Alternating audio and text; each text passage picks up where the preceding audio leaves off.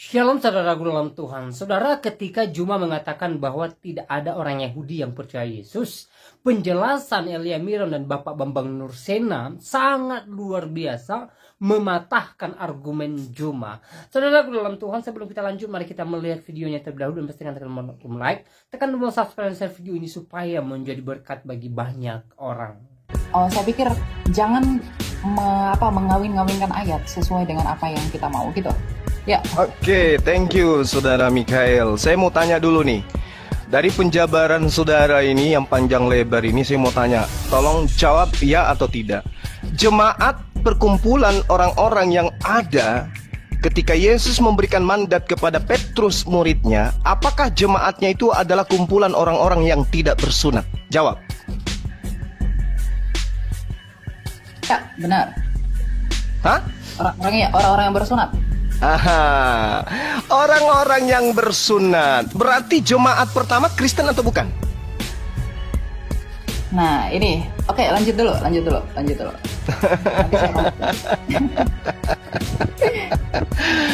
Saudara harus memahami bahwasanya Kristen itu di dalam pandangan Paulus sendiri adalah kumpulan orang-orang yang hidup secara kafir. Jadi jangan Anda ngadi-ngadi mengatakan jemaat pertama, gereja yang pertama adalah Kristen. No, nonsense, bullshit. Makanya perlu belajar, bukan hanya kecepatan berbicara. Mulut dan otak itu harus sinkron, Bung. Jadi jemaat pertama yang didirikan oleh Petrus adalah jemaat Yahudi, bukan Kristen. Kumpulan orang-orang yang tidak bersunat haram hukumnya masuk di dalam jemaatnya orang Yahudi sampai hari ini. Jadi jangan mimpi. Anda boleh lincah berbicara, tapi Anda tidak berdata. Oke? Nah, sekarang saya sadarkan kepada saudara, ketika saudara mengatakan Taurat itu hanya bayang-bayang, ilmunya dari mana? Dari orang Farisi kan? Nah, itulah kalian, pengikut orang Farisi. Sementara Tuhan memberikan pernyataan yang sangat luar biasa di dalam pemahaman orang Yahudi itu sendiri, bahwa Taurat yang datang kepada Nabi Musa itu adalah jalan hidup yang siapapun yang menapaki daripada hukum Taurat itu dalam kehidupan orang Bani Israel, mereka akan mendapatkan hidup. Jadi tidak ada itu Kristen di situ, nggak ada. Anda mengatakan hukum Tuhan adalah bayang-bayang, itu mau Anda karena Anda Kristen. Tetapi orang Yahudi, di mana mereka adalah umat yang diangkat derajatnya oleh Tuhan, apakah pernah diajarkan Taurat itu bayang-bayang dan yang benar adalah ajaran Kristen? Mimpi. Itu mimpi itu, Bung. Makanya Yesus mengatakan, wahai Bani Israel, waspadalah kepada orang Farisi. Tapi kalau di Kristen, wahai orang Kristen, rangkulanlah dengan orang Farisi. Tuh, coba Anda lihat itu dari kacamata perspektif kerangka berpikir Anda aja dulu. Kristen berasal dari orang Farisi atau bukan? Yes, orang Farisi. Siapa orang Farisinya? Paulus. Apa pembuktiannya? Pengakuan dari mulutnya sendiri. Di mana diterangkan? Filipi 3 nomor 5. Aku adalah orang Ibrani asli dari keturunan Benyamin. Aku adalah orang Farisi. Kata Yesus, waspada. Ini waspada. Dan betul saja. Sekali lagi saya katakan, kalau Anda cerdas, Anda orang terpelajar, satu-satunya pemain tunggal yang mendirikan agama, mendirikan sekte di luar daripada agama Yahudi yang dianut oleh Yesus, hanya Paulus. Sekte apa itu? Kristen. Orang Yahudi menyebutnya Nasrani. Itu diterangkan dalam Kisah Para Rasul 24 nomor 5. Jadi tolong teman-teman Kristen, mulai hari ini Anda imani dan percayai bahwa jemaat pertama adalah Kristen, itu buyar. Tinggalkan itu adalah pembodohan. Jemaat pertama yang didirikan oleh Petrus adalah kumpulan ahli-ahli Taurat. Mereka adalah orang-orang yang bersunat. Mereka yang ketika masuk ke bait suci bukan duduk di bangku, tetapi mereka berdiri untuk sujud di hadapan Tuhannya mereka. Sebelum masuk ke rumah ibadah mereka, mereka cuci kaki, cuci tangan, membasuh wajah dan seterusnya. Mereka wudhu. Sementara Kristen itu beda. Jadi jangan pernah mimpi jemaat mula-mula yang didirikan di atas batu karang itu adalah Kristen. Itu pembodohan. Catat itu. Jemaat yang didirikan Petrus adalah kumpulan orang-orang yang bersunat. Mereka adalah praktisi Torah. Ya, catat. Sehingga ketika Anda mengatakan kami adalah Kristen awal mula dari muridnya Yesus, itu bohong. Paulus mendirikan sekte di Antioquia itu karena dia mengaku dia diutus sebagai rasul kepada orang-orang yang tidak bersunat. Maka jemaat pertama, orang-orang yang tidak bersunat, pemakan babi, adalah Kristen, dan itu tidak ada korelasinya dengan pengajaran Yesus. Jadi ketika Yesus mengatakan waspadalah kepada serigala-serigala yang nyamar seperti domba, yang dimaksud tidak lain adalah Paulus in the gang. Silakan Anda bantah. Oke. Ya, terima kasih Pak Juma ya. Sebenarnya saya juga mau menunjukkan bahwa seringkali Bapak Juma dalam rautan argumentasinya itu gagal sekali berpikir dengan apa yang saya sampaikan. Kemudian merujuk dari apakah orang-orang Kristen yang di jemaat yang didirikan Yesus itu bersunat? Iya, bersunat. Ketika saya bilang ya bersunat, langsung Bapak berpikir bahwa wah, argumentasi saya sudah patah karena itu. Enggak. Sebenarnya ini hanya ketidaktahuan Anda ya. Orang Yahudi yang percaya Yesus itu tetaplah harus disunat. Karena sedangkan orang Yahudi yang percaya Yesus tidak dibebankan hukum sunat. Kisah Para Rasul 21 ayat 25. Tetapi mengenai bangsa-bangsa lain yang telah menjadi percaya, sudah kami tuliskan keputusan-keputusan kami, yaitu mereka harus menjauhkan diri dari makanan yang dipersembahkan berhala, dari darah, dari daging binatang yang mati, dan dicekik dari percabulan.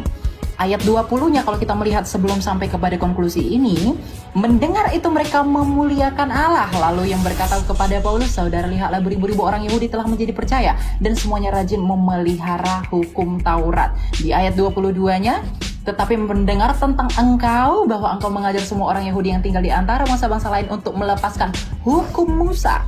Bangsa lain untuk melepaskan hukum Musa. Bapak harus mengerti ya, bahwa ketentuan sunat itu diberikan kepada yang memang diteruskan dari Abraham, kemudian berakhir di orang-orang Yahudi dari ke-12 suku Israel ini sebagai bentuk perjanjian mereka. Kemudian selanjutnya dikatakan sebab engkau menyatakan supaya mereka jangan menyunatkan anak-anaknya dan jangan hidup menurut adat istiadat kita.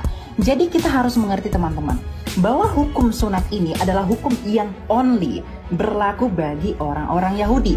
Tapi karena Yesus menyatakan pergilah jadikanlah semua bangsa muridku, baptislah mereka di dalam nama Bapa, Putra dan Roh Kudus. Artinya hukum Yahudi ini tak berlaku lagi bagi dunia ini. Itu berlaku bagi mereka aja.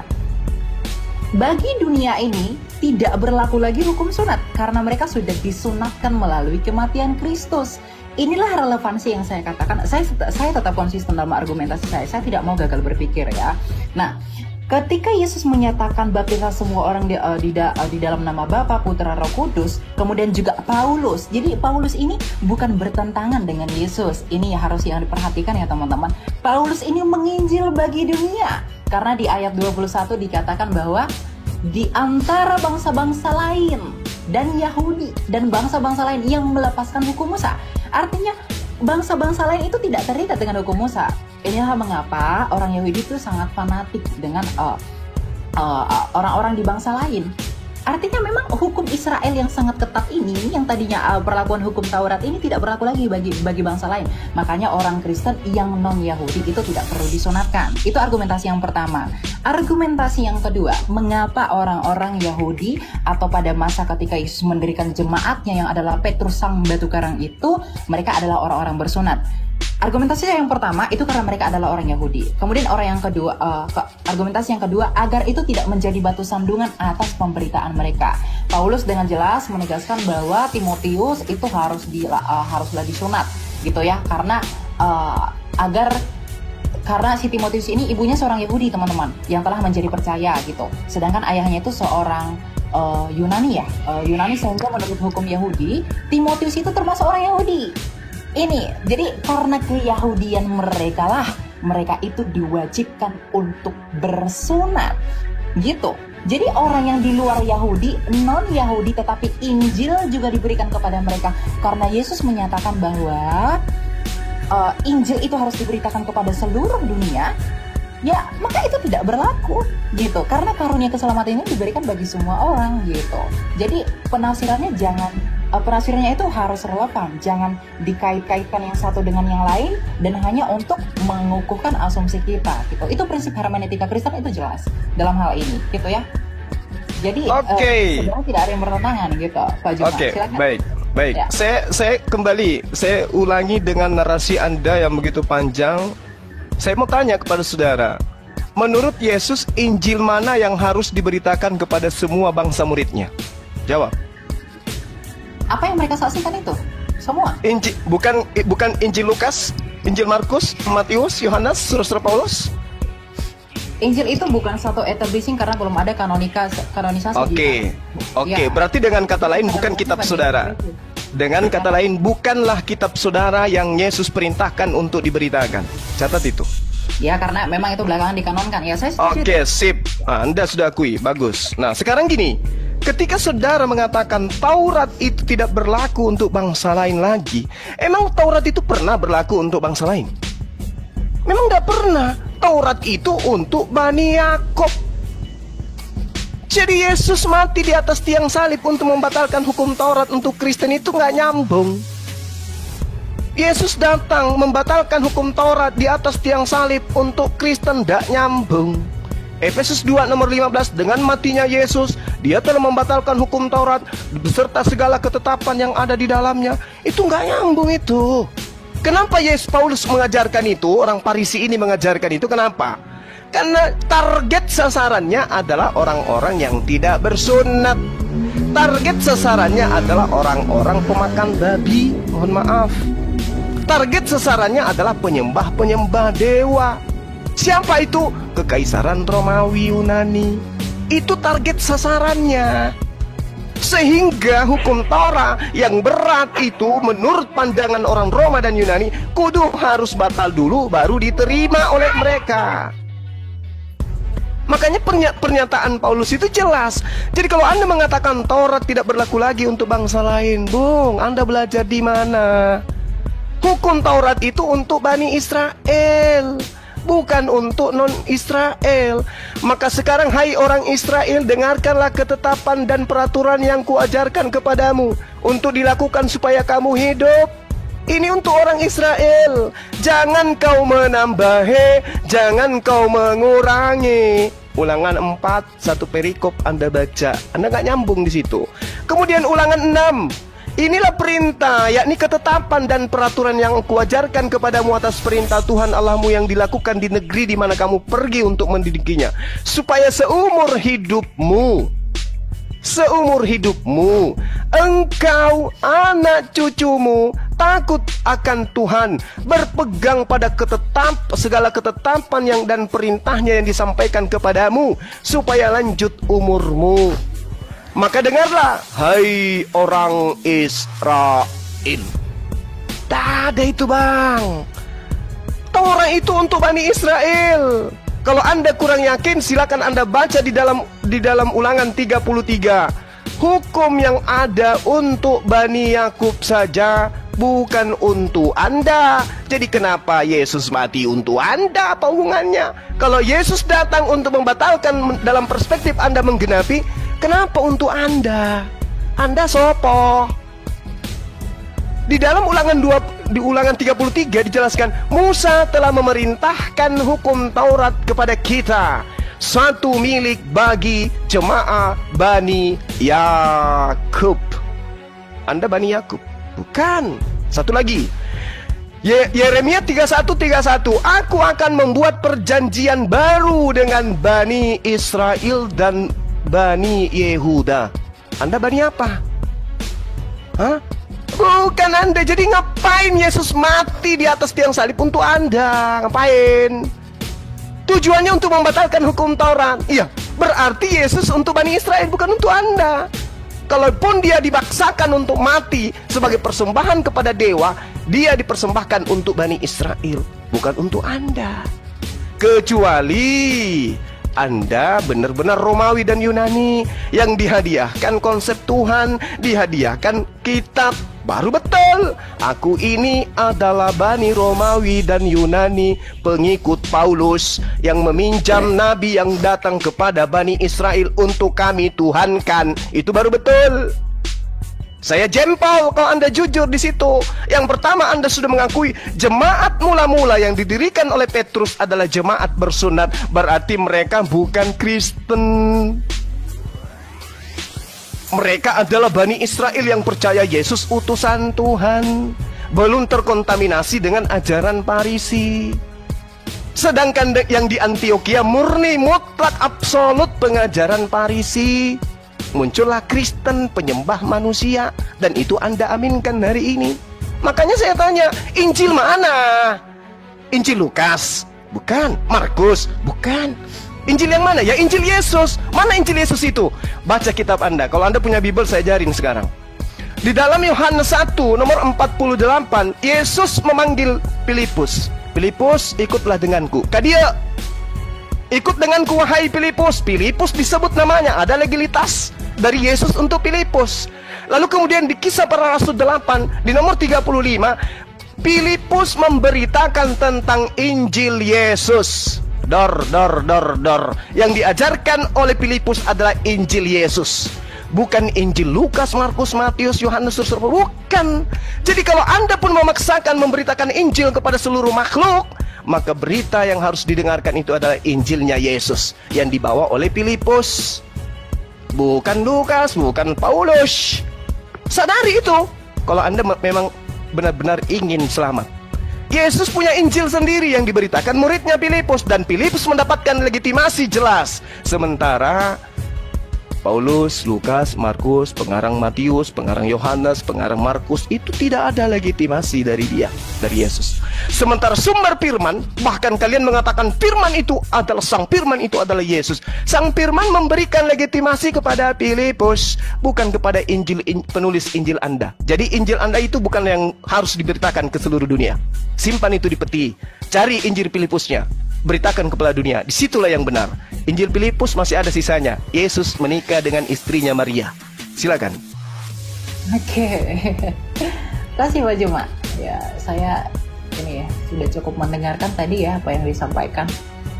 Saya mau bantu yang pertama dulu. Tadi Pak Juma menyatakan berkaitan dengan Taurat itu untuk orang Yahudi. Ya, kita buka Lukas 16 ayat 16. Lukas ya. Hukum Taurat dan kitab para nabi berlaku sampai kepada zaman Yohanes. Dan sejak itu kerajaan Allah diberitakan dan setiap orang menggagahinya berebut memasukinya. Yang pertama. Yang kedua, Matius 11 ayat 13. Sebab semua nabi dan kitab Taurat bernubuat hingga tampilnya Yohanes. Jadi Lukas, Matius itu relevan bahwa Taurat itu hanya berakhir dan berlaku sampai di masa Yohanes. Oke, jadi di sini kita bisa melihat bahwa Matius itu memberi penjelasan lebih jelas dengan menempatkan kata mereka bernubuat itu berakhir hingga tampilnya Yohanes Pembaptis tentang kesaksian kebenaran yang akan datang di dalam Kristus. Dengan demikian kita mengerti bahwa Taurat itu dan nubuat-nubuat para nabi dalam perjanjian lama berakhir pada saat tampilnya nabi terbesar, yaitu Yohanes Pembaptis, ya. Dengan tanda kematian Yesus di kayu salib berlaku hukum Kristus, hukum kasih. Ini saya sudah tegaskan dari awal bahwa hukum Kristus itu adalah dua hukum. Hukum Taurat itu terikat pada 613 hukum. Gitu. Jadi yang 613 itu sudah tidak berlaku lagi. Kenapa? Karena para nabi pun itu semua bersaksi dan akan bernubuat tentang Dia yang akan datang. Yang di dalam Lukas yang saya bacakan tadi, berakhirnya nubuat tentang kesempurnaan yang akan datang itu telah selesai. Diakhiri di dalam masa kenabian Yohanes Pembaptis. Itu sudah selesai sampai di sana. Yang nantinya akan didatangi oleh Sang Firman itu yang menjadi manusia, di mana Sang Kristus itu sendiri Sang Firman itu yang menyatakan diri Bapa di dalam dirinya. Hal ini juga kita bisa melihat di dalam Efesus 2 ayat 15, bahwa dikatakan di sana bahwa sebab dengan matinya manusia, ia sebagai manusia maksud saya, ia telah membatalkan hukum Taurat, ya, dengan segala perintah dan ketentuannya untuk menciptakan keduanya menjadi satu manusia baru di dalam dirinya, dan dengan itu mengadakan damai sejahtera. Jadi kalau banyak polemikus yang menuduh bahwa Paulus itu menyatakan bahwa hukum Taurat itu dibatalkan sedangkan Yesus itu menggenapi, artinya konklusinya bahwa Yesus itu dengan Paulus itu bertentangan. Tidak. Kenapa jelas ditegaskan oleh Lukas bahwa hukum Taurat itu berakhir mengenai pewahyuannya dan peraturannya itu sampai kepada zaman Yohanes. Itu yang pertama. Jadi ayat ini sudah membantah argumentasi dalam perspektif kekristenan ya. Maksud saya bahwa Bapak menyatakan Taurat itu akan berlaku selama-lamanya. Tidak. Ya tidak, karena orang Yahudi, karena Lukas ini ditulis sama Lukas, dia itu orang Yahudi. Jadi kalau dia itu orang Yahudi, tidak mungkin dia punya perspektif bahwa kalau memang hukum Taurat itu berlaku sampai selama-lamanya, tidak merujuk kepada nubuatan yang akan datang di dalam kesempurnaan Yesus Kristus, ini mereka tidak akan menyaksikan ini. Kalau kita merujuk kepada hukum dwi ganda saksi, kesaksian ini benar adanya, karena Lukas juga menyatakan demikian, Matius juga menyatakan demikian, kemudian juga dikonfirmasi di Efesus. Ini jelas urgensinya. Kemudian yang kedua, mengenai Injil gitu ya. Tadi Bapak menyatakan bahwa Injil itu di Filipus. Kenapa di Filipus itu tidak diakui, sedangkan di Filipus itu Yesus itu katanya menikah bla bla bla dan lain-lain. Kenapa kalian tidak memberitakan Injil yang dari Filipus aja? Inilah keterbatasan literasi, bahwa arti kitab Injil itu adalah kabar baik. Memang saya harus mengakui ya saudara, saya tidak mau menafikan bahwa kata Injil itu merupakan Arabisasi untuk kata Yunani Eugelion gitu. Jadi artinya adalah kabar baik kalau kita buat ke seluruh Indonesia. Matius 4 ayat 23. Yesus pun keliling ke seluruh Galilea. Ia mengajar dalam rumah-rumah ibadat dan memberitakan Injil kerajaan Allah serta melenyapkan segala penyakit dan kelemahan di antara bangsa itu. Ingat ya, kita harus mengkonsentrasikan antara kondisi orang Yahudi pada saat itu dengan apa yang dilakukan Yesus. Perspektif dan juga sudut pandang orang Yahudi yang dalam hal ini adalah mereka Yahudi tentunya teman-teman, karena murid-murid Yesus itu ya orang-orang Yahudi ya. Makanya dikatakan di dalam Markus 1, maksud saya itu di mana ya? Lukas 4 ayat 43. Tetapi ia berkata kepada mereka, juga di kota-kota lain aku harus memberitakan Injil kerajaan Allah, sebab untuk itulah aku diutus. Jadi kalau Bapak Juma tadi bilang Injil itu keselamatan itu hanya bagi orang Israel, itu salah besar. Literasinya kurang itu ya. Jadi ketika kitab Injil Matius itu menuliskan Yesus memberitakan Injil, artinya Yesus itu memberitakan kabar baik. Sedangkan Injil-Injil yang diberitakan oleh para rasul, ini penerusan ya. Injil-Injil yang diberitakan oleh para rasul adalah kabar baik yang sama tentang apa yang diberitakan Yesus. Meskipun memang Yesus itu selalu menekankan kepada perspektif dan budaya pada saat itu mengenai pernyataan dirinya sendiri secara implisit. Tetapi di perjanjian baru, artinya para murid yang bersaksi tentang pemberitaan Kristus itu memberikan penjelasan yang lebih clearest artinya. Jadi lebih jelas tentang siapa Kristus itu sebenarnya. Jadi Injil kerajaan Allah itu yang diberitakan Yesus Kristus itu adalah sentralitasnya berada di dalam Yesus Kristus, tetapi para rasul dan para murid menegaskan itu lagi. Hubungannya dengan apa? Dengan amanat agung Yesus Kristus bahwa Injil itu harus diberitakan ke seluruh dunia. Jadi Injil itu tidak terbatas pada apa yang ditulis murid tertentu saja Bapak Juma, tapi itu merujuk kepada kabar baik. Kabar baik itu dalam hal ini telah disampaikan Yesus bahwa kamu harus membaptis orang di dalam nama Bapa, Putra dan Roh Kudus. Ini relevansinya dengan apa? Dengan keselamatan yang Yesus tawarkan itu, dengan mengalahkan maut, dengan kematian dan kebangkitannya di kayu salib. Jadi kabar baik di sana adalah karena ketika Yesus itu menyatakan bahwa hidup di zaman pada saat itu dia belum mati. Jadi Injil kerajaan Allah itu yang merujuk kepada dirinya sendiri. Sedangkan ketika Yesus memberi mandat dan amanat agung baptislah mereka di dalam nama Bapa, Putra dan Roh Kudus, dia sudah mati tapi bangkit kembali. Artinya Yesus secara implisit menyatakan kepada murid-murid, sampaikan ke dunia bahwa aku telah mati, aku telah bangkit, dan aku naik ke surga, dan baptis mereka di dalam nama Allah Tritunggal agar mereka dapat diselamatkan. Inilah yang disebut dengan kabar baik itu. Tidak bertentangan dengan apa yang Yesus ajarkan. Saya juga bingung dengan rautan argumentasi apa Anda mengkait-kaitkannya dengan Filipus, kemudian juga menuduh bahwa Yesus itu pernah menikah. Yesus itu pernah menikah tidak pernah divalidasi fakta sejarah. Tutup Alkitab, kita buka fakta sejarah. Tulisan Marabin Serapion, kemudian tulisan Tacitus, kemudian juga siapa namanya satu lagi saya lupa, yang dari Roma itu. Mereka tidak pernah menyaksikan Yesus Kristus itu menikah. Bahkan Flavius Josephus itu membuktikan dan juga menuliskan dalam sejarahnya bahwa Yesus itu diakui dan dianggap orang Yahudi itu bangkit pada masa itu, dan tidak pernah menuliskan historikal tentang pernikahannya dia. Jadi Injil itu merujuk kepada kabar baik, terlepas dari bagaimana memang perspektiva dari budaya pada masa itu.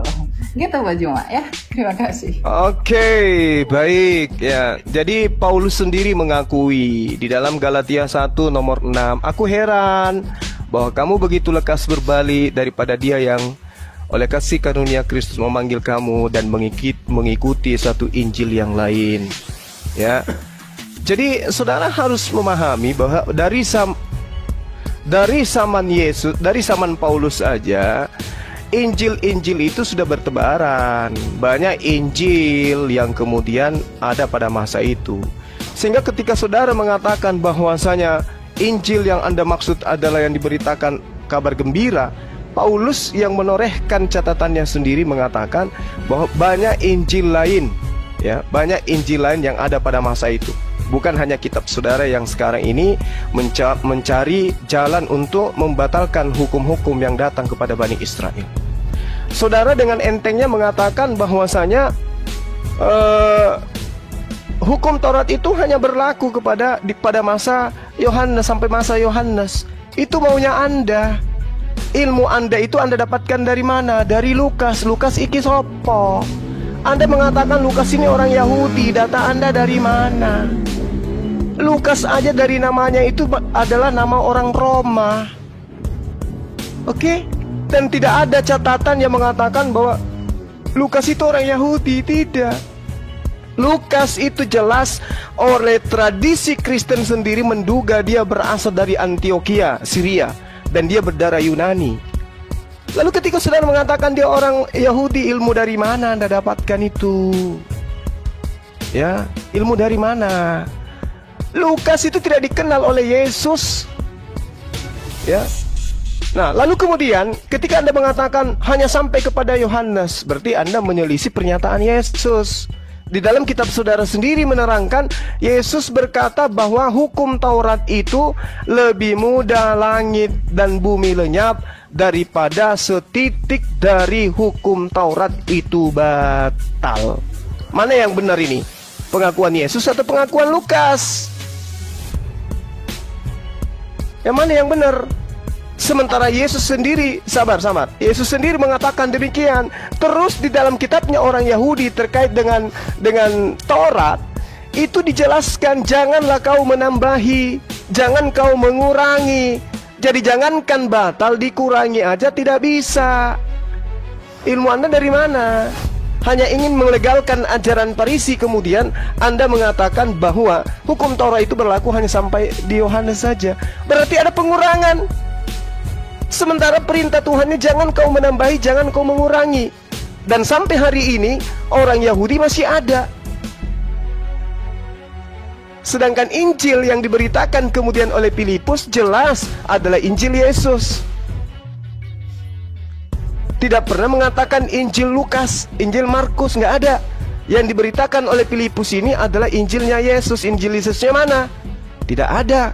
Kenapa tidak ada? Karena sejatinya Kristen itu bukan pengikut Yesus, tapi pentuhan Yesus yang muncul pertama kali kemudian di Antioquia.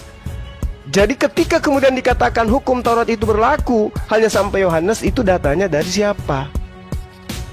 Dari Lukas sendiri. Sementara Lukas juga yang mencatat, Yesus sendiri mengatakan bahwasanya lebih mudah langit dan bumi lenyap daripada setitik dari hukum Taurat itu batal. Lebih mudah. Nah, terus kenapa bisa batal? Sementara langit dan bumi itu lebih mudah hilang daripada hukum Taurat. Apa logikanya yang bisa dipakai selain daripada doktrin dan dogma? Oh, nggak berlaku lagi. Apa alasannya? Sementara Yesus mengatakan lebih mudah langit dan bumi lenyap daripada setitik dari hukum Taurat. Nah, sekarang saya ingin bertanya kepada saudara, Injil Filipus, Injil yang diberitakan Filipus yang adalah Injil Yesus itu apa itu? Apakah kitab saudara atau bukan? Silakan. Oke, saya jawab dari awal dulu ya sebelum sampai ke Filipus agar sistematis ya. Tunggu dulu Bu Michael. Ya, izin ya Burunda. Host, mana ada lagi Oten yang mau naik? Silakan. Ada satu. Silakan. Ya, mana tahu ada saudara-saudari kita yang dari Kristen, silakan naik ya. Itu Bang Host, Bang Host atau Bang Angel. Ya, silakan Bu Michael. Oke. Siap. Saya mau jawab beberapa argumentasi yang disampaikan tadi ya. Saya tidak menyatakan kalau si Lukas itu orang Yahudi ya, enggak. Mungkin kesalahan bahasa, enggak, saya juga tidak mengakui dia orang Yahudi. Tapi kalau masalah Bapak Juma tadi merujuk dari apa yang saya sampaikan bahwa Injil itu, maksud saya hukum Taurat itu selesainya di zaman Yohanes, itu karena tulisan Lukas. Bapak juga jangan melupakan bahwa Matius juga mencatat itu, ya.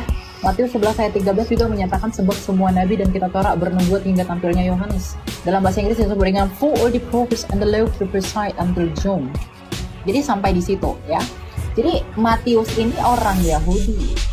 Jadi kalau Bapak tadi menggunakan argumentasi itu tidak dari orang Yahudi, salah. Matius itu anak Alpheus, itu orang Yahudi dari Galilea. Meskipun dia memang pemungut cukai dari kota Kapernaum, ya, karena dia diunjuk jadi penarik pajak kerajaan Romawi, gitu.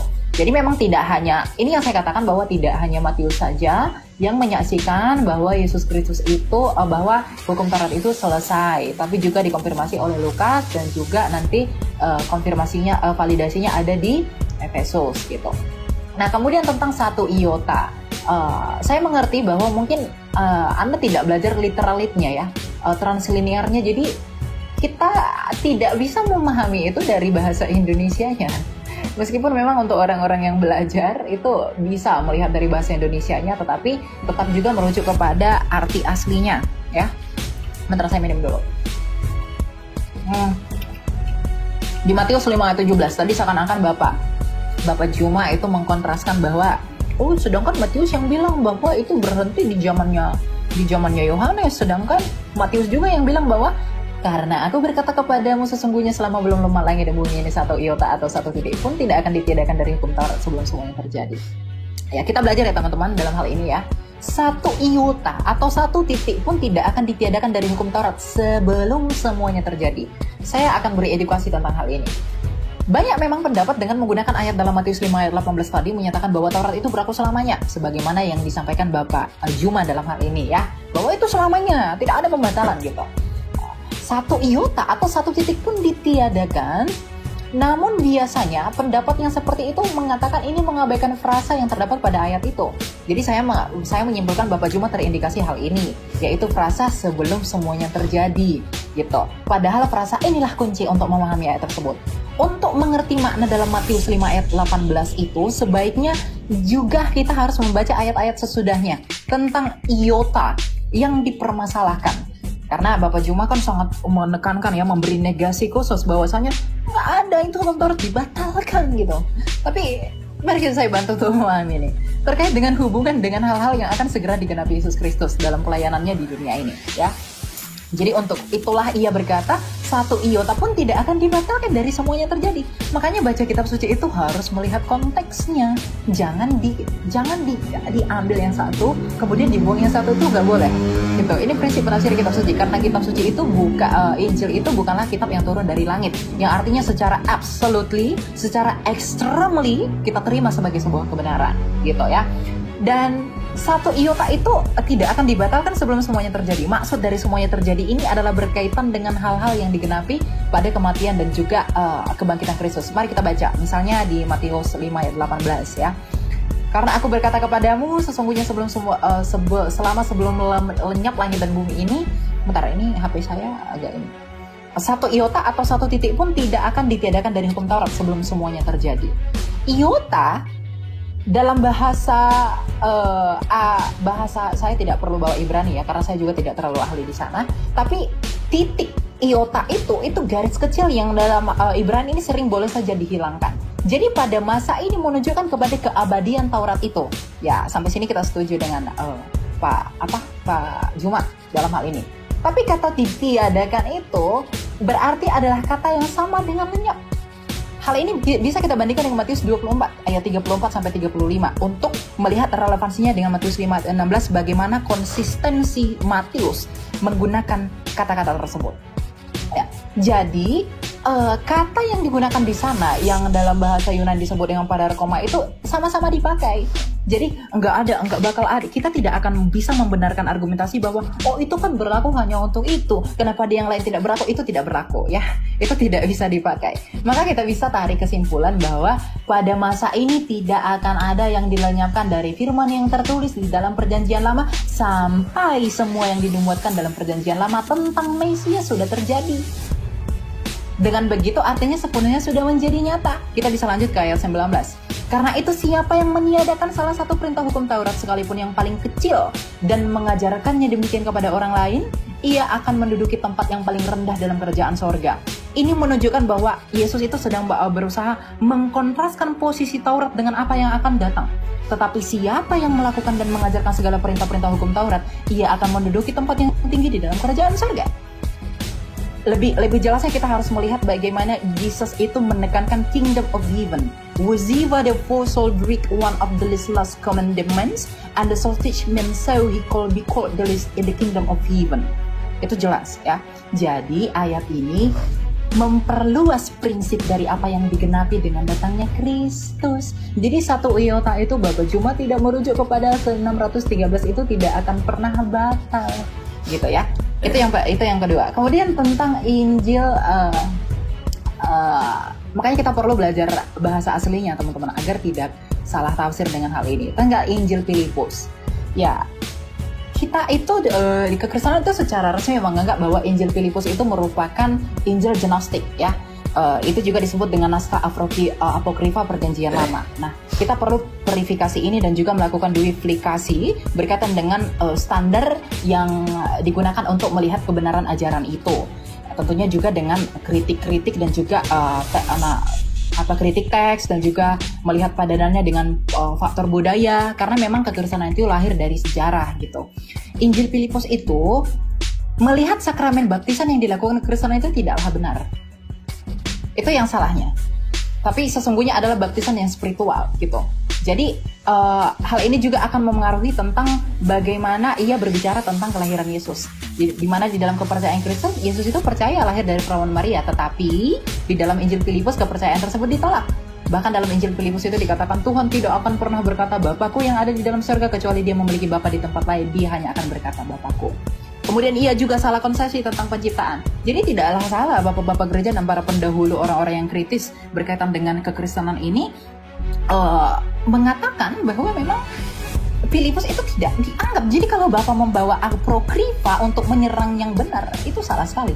Jadi takutnya Anda teridentifikasi untuk terkena logical fallacy ya gitu. Jadi ambillah hal-hal yang kami anggap sebagai sebuah kebenaran untuk menyatakan kebenaran yang Anda maksudkan itu gitu. Jadi apa yang disampaikan dalam Injil Filipus ini juga tentunya kontras dengan apa yang disaksikan sejarah. Seperti yang saya katakan bahwa Injil itu sangat dikonfirmasi oleh sejarah. Tulisan-tulisan para sejarawan itu menyatakan bahwa Yesus itu tidak pernah menikah. Karena kalau kita melihat dari gayanya orang Semitik berbicara tentang riwayat hidup tentang seseorang, dia harus menjelaskan itu, apalagi berkaitan dengan pernikahan.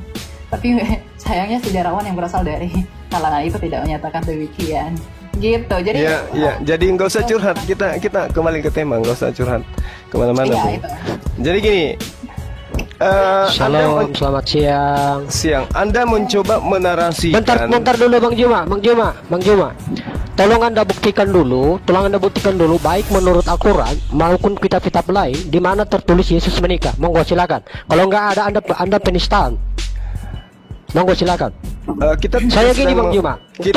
Tunggu. Tadi Anda menarasikan Yesus menikah di kitab Filipus. Yang jadi pertanyaan saya, di mana di Al-Quran bahwa Yesus menikah? Soalnya gini, Muhammad dalam Al-Quran dijelaskan semua siapa saja istri-istrinya yang mau dia nikahi. Ada turun ayat untuk membantu itu. Gak masuk akal kalau sebenarnya Nabi Isa menikah, gak ada ceritanya di Al-Quran. Sementara di Al-Quran diceritakan Isa membuat dari burung aja diceritakan, apa semua diceritakan, tapi mengenai pernikahannya tidak diceritakan. Tolong tunjukkan. Kalau tidak, Anda menista. Oke, terserah Anda, silakan Anda laporkan. Bukan, tolong tunjukkan dulu pernyataan Anda. Tadi Anda bilang menikah.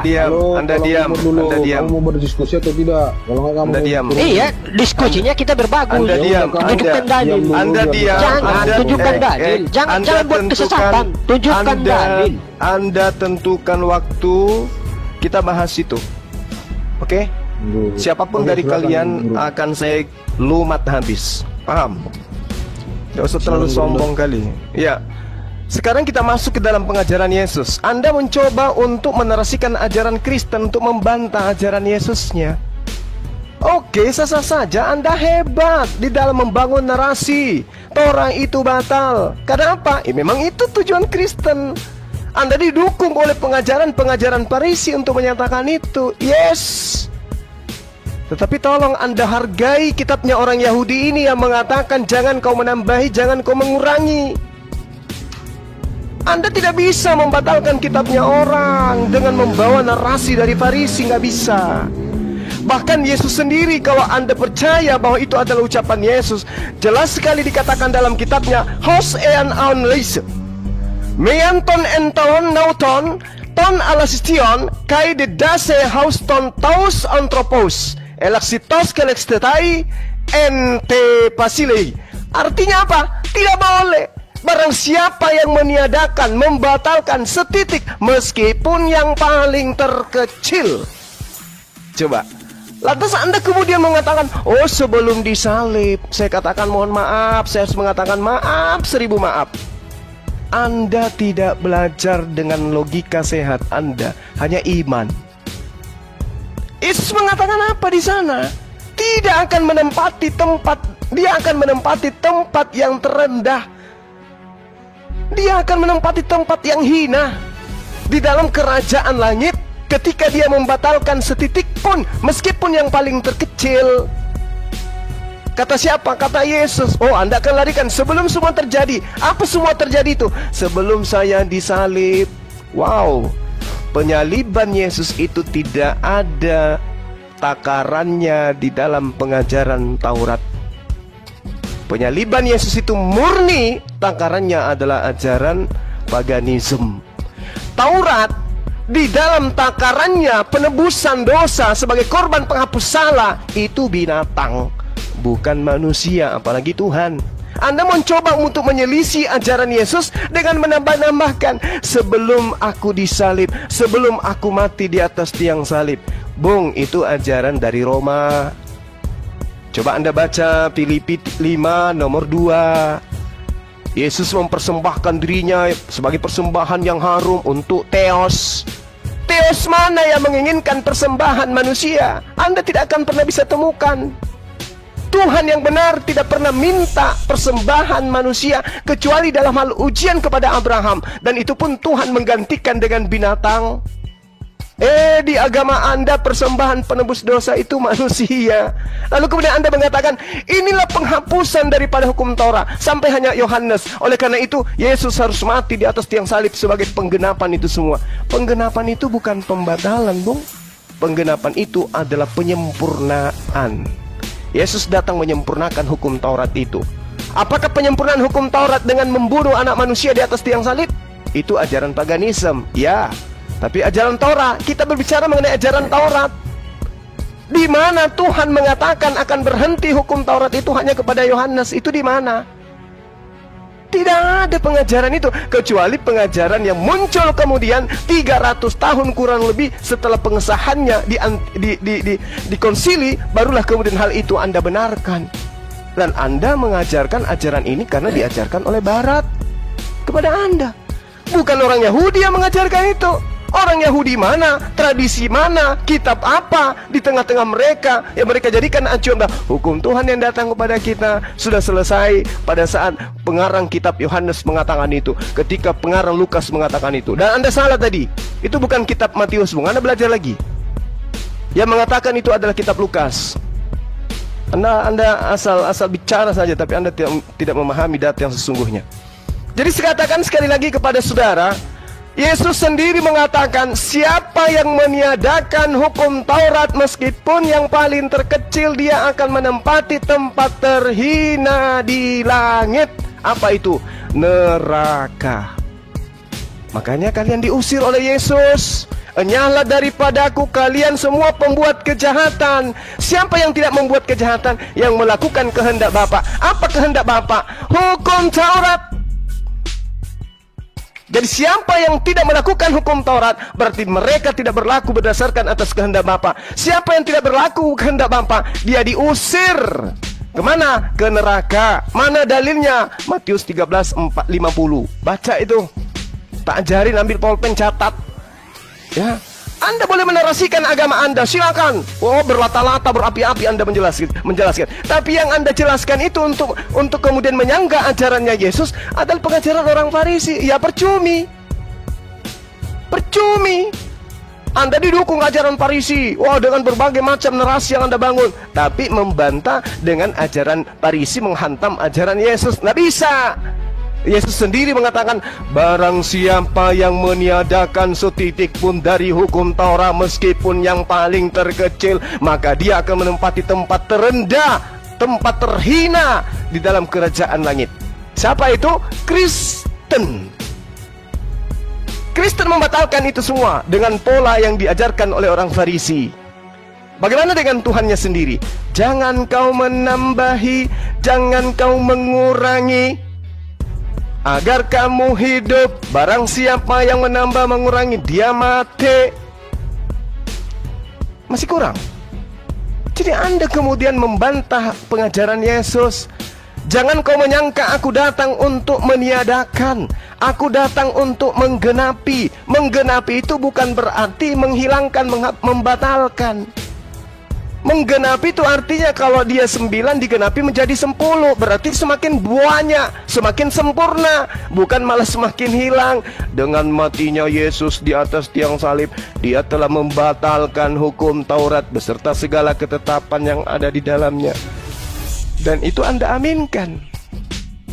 Jadi sekali lagi saudara, saya tidak sedang membahas Injil Filipus.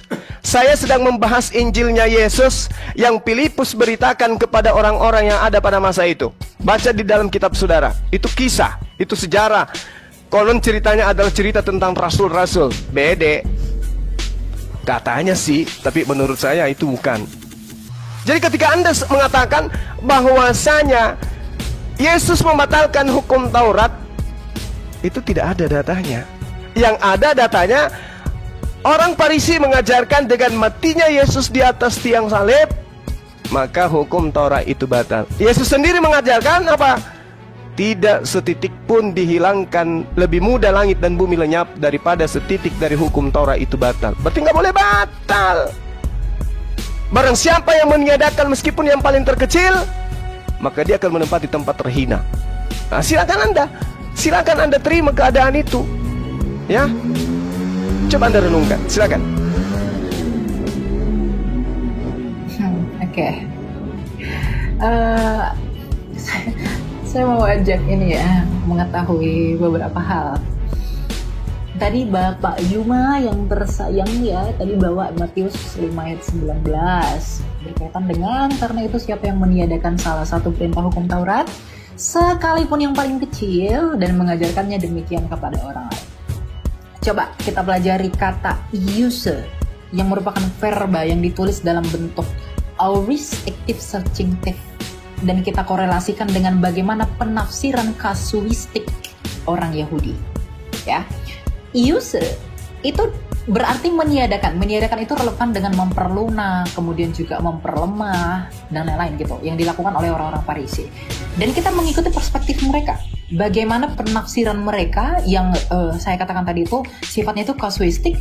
Mereka membuat hukum Taurat itu dapat gampang dilaksanakan karena memperlemah dan memperlunak kuasa moral hukum Taurat itu.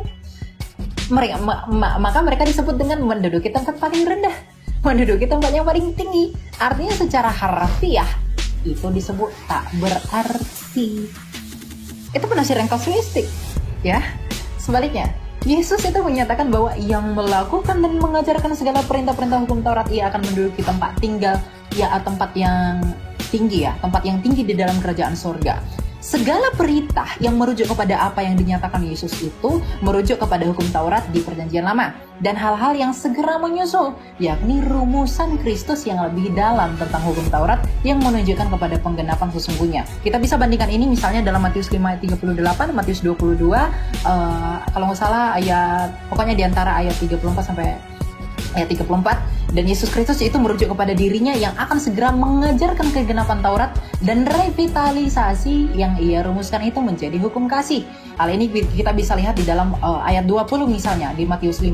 Saya tidak keluar dari konteksnya meskipun tadi Pak Juma membawa narasi lain, tapi nanti saya akan jawab itu ya. Di Matius 5:20 itu dikatakan bahwa maka aku akan berkata kepadamu, jika hidup keagamaanmu tidak lebih benar daripada hidup keagamaan ahli-ahli Taurat dan orang Farisi, sesungguhnya kamu tidak akan masuk ke dalam kerajaan surga. Kita bisa melihat ini padanan yang saya katakan tadi, bahwa kebenaran yang ada di sana itu lebih tepat daripada hidup keagamaan. Jadi kebenaran itu lebih tepat daripada hidup keagamaan. Ini urgensi kekristenan, ya. Jadi lebih benar bukan berarti lebih besar. Ahli-ahli Taurat yang adalah orang yang menganggap dirinya sebagai pengajar hukum Taurat, kemudian mereka adalah Farisi yang kemudian orang-orang yang mengaku mengajarkan hukum Taurat mengerjakan, maksud saya, masuk dalam kerajaan surga itu tidak tergantung pada hubungan Allah. Dan ini harus diperlihatkan dalam kehidupan dan ajaran yang bersifat mendalam itu. Ini yang Yesus revitalisasi. Jadi saya tadi sudah menerangkan dari bagaimana transit interlineasinya berkaitan dengan satu iota itu merujuk pada apa. Kemudian tadi Bapak juga menyatakan bahwa satu iota tidak ada, selalu penekanannya di sana, dan di sana. Tapi tidak melihat konteks dekatnya. Saya pikir ini kesalahan berpikir yang sangat fatal. Ya. Pertanyaan dari Pak Cornelius Agus. Pak Bambang, mohon penjelasan tentang Mesianik Yudais yang mengaku ajaran dan cara ibadah mereka yang rasuli. Dari jalur suksesi Rasul manakah mereka? Kelompok Mesianik itu tidak punya jalur rasuli. Jalur bahasa ya. Karena mereka memakai bahasa Ibrani, yaitu bahasanya kitab suci Perjanjian Lama. Tapi Mesianik itu tidak muncul pada abad pertama. Itu muncul di abad-abad belakangan. Jadi tapi kelompok Mesianik ini muncul sebenarnya sebagai jawaban sejarah, karena selama gereja ini masih dipandang sebagai asing bagi orang Yahudi, jarang orang Yahudi yang bertobat. Makanya saya yakin bahwa munculnya kelompok Mesianik itu juga karya Roh Kudus, karena melalui gerakan Mesianik itu justru banyak orang-orang Yahudi yang menjadi pengikut Kristus. Karena kekristenan selama itu mereka pahami sebagai apa? Sebagai agama asing bagi orang Yahudi. Itu kira-kira. Tapi kalau ditanyakan jalur Mesianik dari jalur rasuli abad pertama, tidak ada. Karena itu memang muncul di abad-abad modern. Tidak semua orang Mesianik itu satu, ya. Ada beberapa aliran. Saya itu memperkenalkan pemahaman Mesianik begitu udah lama saya. Saya membaca tulisannya David Stern, itu seorang Yahudi yang menjadi Kristen lalu menulis buku Jewish Bible Commentary. Lalu ada Jewish Bible, itu terjemahannya, itu menarik sekali. Jadi ketika ada istilah-istilah yang memang aslinya di dalam bahasa Ibrani atau Aramaik, dan itu bisa menimbulkan perasaan bagi orang Yahudi bahwa itu milik mereka, itu dipakai. Jadi misalnya ya, Yesus Kristus, artinya sama dengan Yeshua HaMashiach. Tapi dia lebih suka menggunakan Yeshua HaMashiach.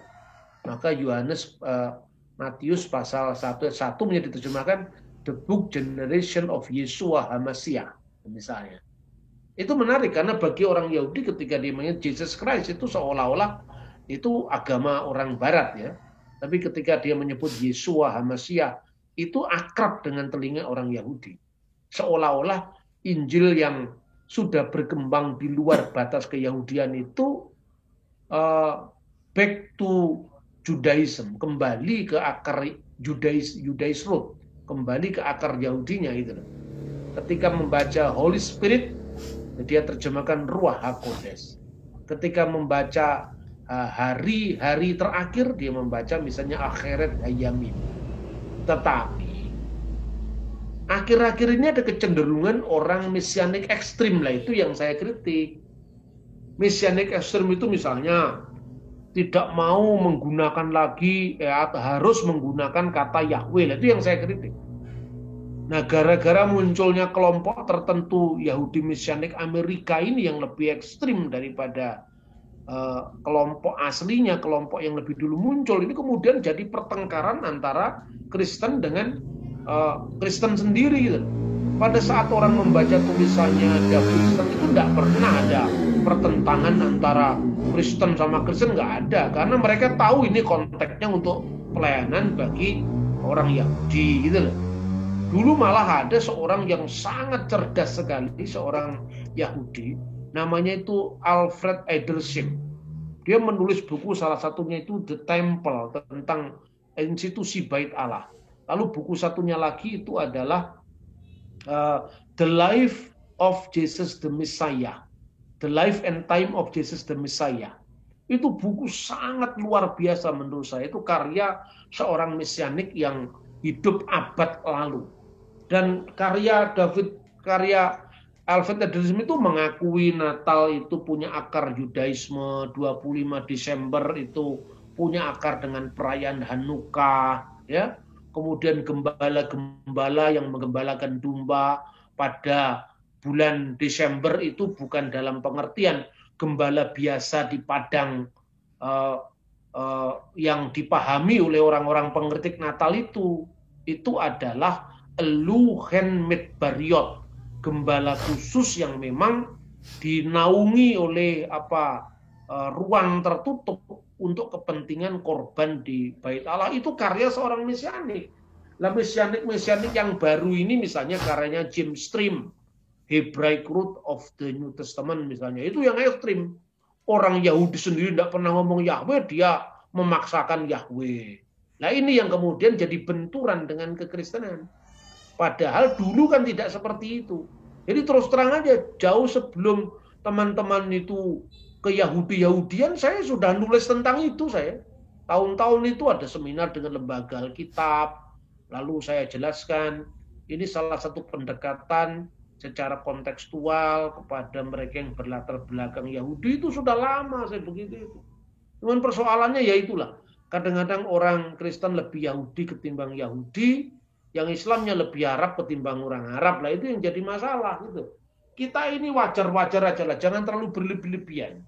Yang berlebihan itu tidak bagus saya kira. Baik, gitu ya. Tuan, videonya kita sudah simak apa yang disampaikan oleh Elia Miron tentang orang Yahudi mula-mula yang percaya Yesus, sekaligus menjadi jawaban buat Juma bahwa ada orang Yahudi yang percaya kepada Yesus Kristus. Bahkan 12 murid Yesus kita tahu mereka dari kalangan orang Yahudi gitu loh. Jadi ketika Juma mengatakan bahwa tidak ada orang Yahudi yang percaya Yesus, itu dia sampaikan berdasarkan ketidakpengetahuannya gitu loh. Dia tidak paham sejarah Alkitab dan dia hanya sekedar berasumsi. Dan juga kita sudah mendengarkan penjelasan Bapak Bambang Nursena tentang orang Yahudi yang percaya Yesus dan yang tidak percaya Yesus. Kenapa mereka percaya Yesus dan kenapa pula ada orang Yahudi yang kemudian tidak percaya kepada Yesus Kristus. Penjelasan Bapak Bambang Nursena sudah sangat jelas, sangat memberkati kita, dan semoga penjelasan-penjelasan di video tadi memberkati kita, menguatkan kita, memberikan kita pemahaman baru tentang orang Yahudi yang percaya Yesus dan juga yang tidak percaya Yesus, dan alasan mereka kenapa mereka tidak percaya Yesus sebagai Tuhan. Nah, saudaraku dalam Tuhan, sangat luar biasa ya penjelasan apologet Kristen hamba-hamba Tuhan di video tadi. Bapak Bambang Nursena dan juga Elia Miron menjelaskan tentang kehidupan orang Yahudi, menjelaskan bagaimana orang Yahudi pertama atau mula-mula percaya kepada Yesus Kristus. Ini sekaligus menjawab dan membantah semua pernyataan Juma ya. Dan dalam hal ini kita berdoa terus supaya hamba-hamba Tuhan, ya para pendeta, para penginjil dipakai Tuhan dalam pelayanan, juga melalui pelayanan yang mereka lakukan. Kita doakan supaya banyak jiwa-jiwa yang dituai untuk kemuliaan nama Tuhan Yesus Kristus ya. Saudaraku dalam Tuhan, seperti apa tanggapan saudara setelah menonton cuplikan video tadi? Silahkan tulis atau muat di kolom komentar. Tuliskan komentar yang baik, yang positif, terutama komentar atau tanggapan yang memuji, memuliakan nama Tuhan di atas kerajaan surga ya. Dan di kesempatan ini juga saya kembali ingatkan kita supaya kita tetap semangat dalam menjalani hari-hari kita, supaya kita tetap semangat dalam mengerjakan segala aktivitas kita, dan juga tetap percaya bahwa Tuhan menyertai kita, Tuhan memberkati kita, Tuhan ada bagi setiap kehidupan kita. Hal yang terpenting adalah kita berserah kepada Tuhan, kita mengandalkan Tuhan, dan kita percaya akan kuasa Tuhan. Saya percaya bahwa saya dan saudara adalah orang-orang yang berbahagia, orang-orang yang diberkati Tuhan, orang-orang yang senantiasa mengalami cinta kasih Kristus. Ya, nah, saudaraku dalam Tuhan, saya tidak terlalu panjang lebar menyampaikan pesan melalui video ini. Saya rasa apa yang disampaikan oleh hamba-hamba Tuhan di video tadi sudah sangat jelas, pastinya memberkati kita, menguatkan iman kita, dan juga menambah ilmu pengetahuan kita tentang orang-orang Yahudi yang percaya kepada Yesus Kristus. Sekali lagi, diberkatilah hambanya Bapak Bambang Nursena dan Elia Miron yang terus memberikan pencerahan kepada kita, sekaligus menjawab klaim-klaim mereka yang mengatakan bahwa tidak ada orang Yahudi yang percaya kepada Yesus Kristus. Nah, saudara dalam Tuhan, kiranya damai sejahtera daripada Tuhan Yesus memberkati kita, kiranya Allah Roh Kudus Tuhan senantiasa ada bagi kita, dan kiranya sukacita surgawi senantiasa melimpah bagi kita semua. Kiranya Tuhan Yesus Kristus memberkati kita sekalian. Shalom.